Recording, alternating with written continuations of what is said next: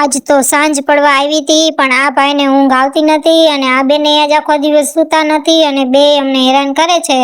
અને મમ્મી જો કારેલાનું શાક બનાવતા હતા, પપ્પાને ટિફિનમાં લઈ જવાનું હોય ને એટલા માટે. પછી મેં આ ભાઈને કીધું કે હાલ તને સુવડાવી દઉં અને આ બેન જોઈને કાકી પાસે બેઠા હતા ઢીંગલી લઈને અને જલપા ફોલતી હતી. લસણ સાવ હતું નહીં તો ફોલવું પડે અને આ લેમ્પ છે ને જે ઉડી ગયો તો એ પાછો રિપેરિંગ કરીને મયુરે લગાડી દીધો હતો. અને આજ અમારે ભાત બનાવવાના હતા બટેકાવાળા, કેમ કે કારેલાનું શાક બધાયને ભાવે નહીં એટલે સાઈડમાં થોડાક ભાત કરવા પડે. અને ઢીંગુબેન અમારા જો બહુ કામાળા, એના કાકીને કહે કે લાવો કાકી તમને મદદ કરાવું, એટલે એ લસણ ખાંડવા બેસી ગઈ હતી એના કાકી પાસે. આવડતું નથી પણ કામ તોય એને કરવું જોઈએ, નાના છોકરાઓને એવું. પછી બધી સામગ્રી તૈયાર કરી દીધી હતી ભાત બટેકાની.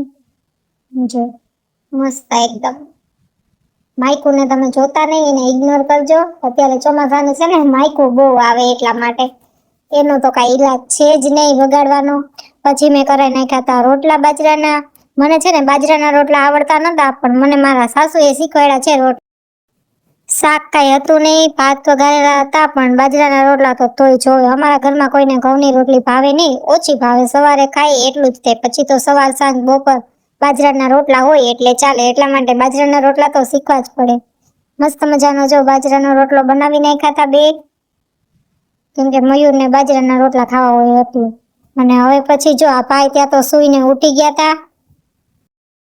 આરવને છે ને વિડીયોમાં આવવું બહુ ગમે એટલે એ એમ કહેતો હતો કે મારો સીન લો. એની સામે આપણે ફોનનો કેમેરો રાખીએ ને એટલે એને બહુ મજા આવ્યા રાખે.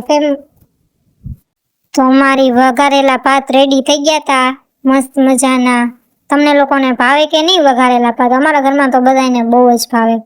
તો મળીએ નેક્સ્ટ વ્લોગમાં. Bye bye. Like share subscribe. ઇન્સ્ટાગ્રામમાં જોતા હોય તો ફોલો કરો. મળીએ નેક્સ્ટ વ્લોગમાં.